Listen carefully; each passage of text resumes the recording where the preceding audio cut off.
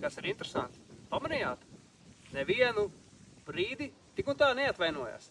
Neviens neteica, jā, atvainojiet, tā sanāca, kā man tas izklausījās. Būtībā tā kā, ziniet ko, nu jūs ielikāt to soc video seriālu, nu, laikam jau mums izdevīgāk būs atcelt jums to 3000 sodu, bet ja jūs nebūtu ielikuši to TikTok, to Instagram, to Facebook, to YouTube, nu tad, jā, tad mēs jums neko neatceltu. Nu tā man izklausījās, jo nebija tā, ka jā, atvainojiet, tiešām jums bija taisnība, ļoti nesmuki sanāca.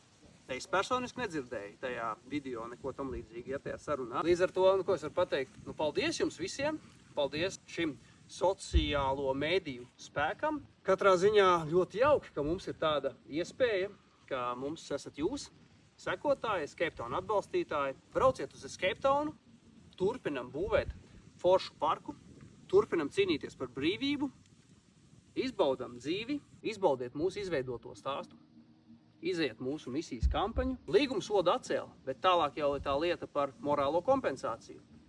Tas viss vēl procesā, skatīsimies, kā tas virzās, jo tur ir viena interesanta lieta. Pirmkārt, Latvijā morālās kompensācijas ļoti reti, kad vispār izdodas tā kā piedzīt no kāda. Latvija nav Amerika, ja, tiesu prakses ziņā un daudzā citā ziņā arī ne.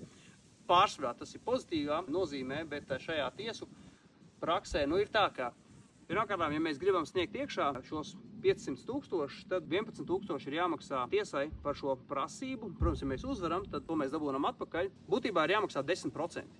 Un tajā brīdī, kad tie 10% pārsniedz 11 000, tad jūs sāc maksāt 11 000. Nu, kaut kas apmēram tāds, juristi var man te palabot.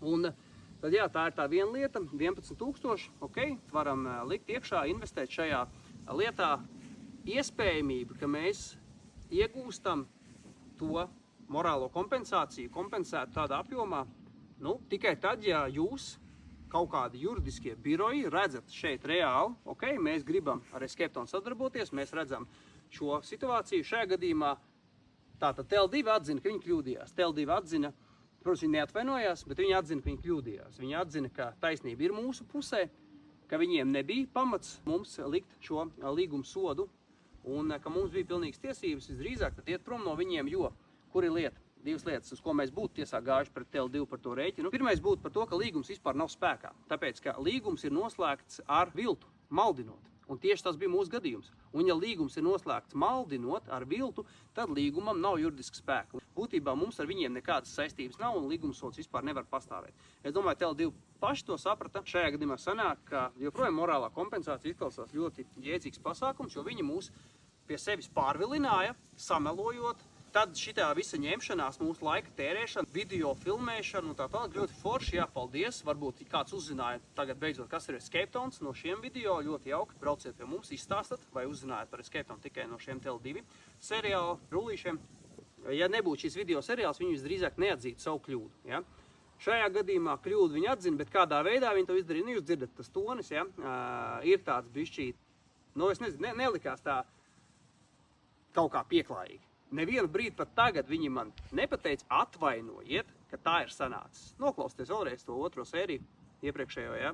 Tā kā interesanta situācija, nu varbūt ir jāiet tālāk, bet uz to morālo kompensāciju nu, mēs noteikti ejam tikai tad, ja mēs atrodam kādu foršu, lielu, spēcīgu sadarbības partneri, kuram vienkārši gribās principa pēc pārbaudīt, nu, vai izdosies, ja, un kopīgiem spēkiem pareklamējiet sevi, savu juridisko kantoru, pareklamējiet sevi, ka jūs esat spējīgi izcīnīt šādu suprīgu uzvaru. Tātad tiekamies Escape Townā. Paldies visiem par brīvību!